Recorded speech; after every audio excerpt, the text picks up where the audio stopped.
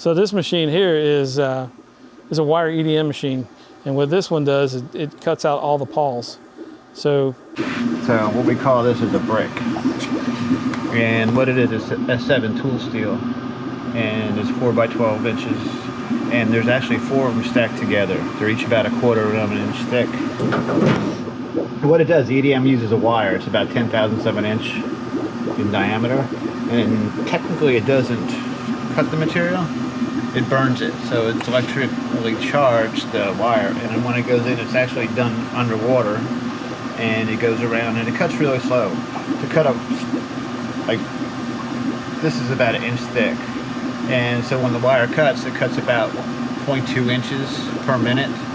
So all these pawls here, if you count them all, that's what they look like when they come out. That's the elite pawl.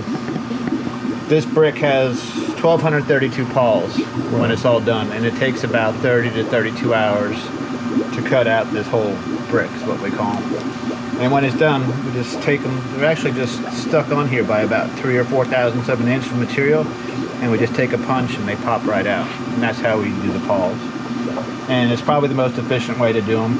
You couldn't really machine them, or you couldn't really actually do them any other way accurately, because the EDM will hold within 1/10 of a thousandth accuracy. So that's why we do it this way, just because it's consistent and we don't have to worry about it. We just run it and it's done in 30 hours.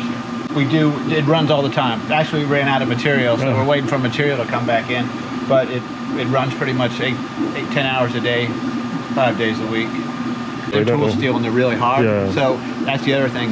If you tried to machine them, they would actually, you couldn't machine them. You really couldn't machine them. The other thing we do cut out in here is teeth on the freewheels.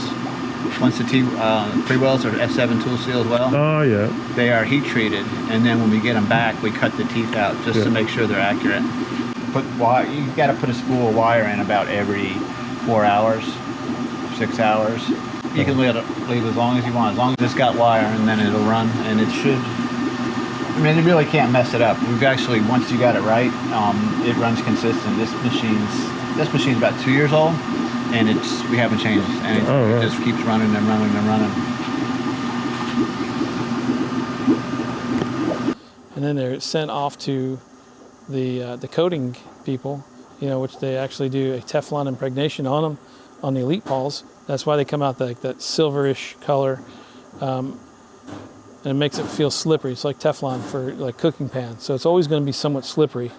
But there is a lot more involved in just getting some Pawls out of the machine. There's a lot more hands that have to touch it.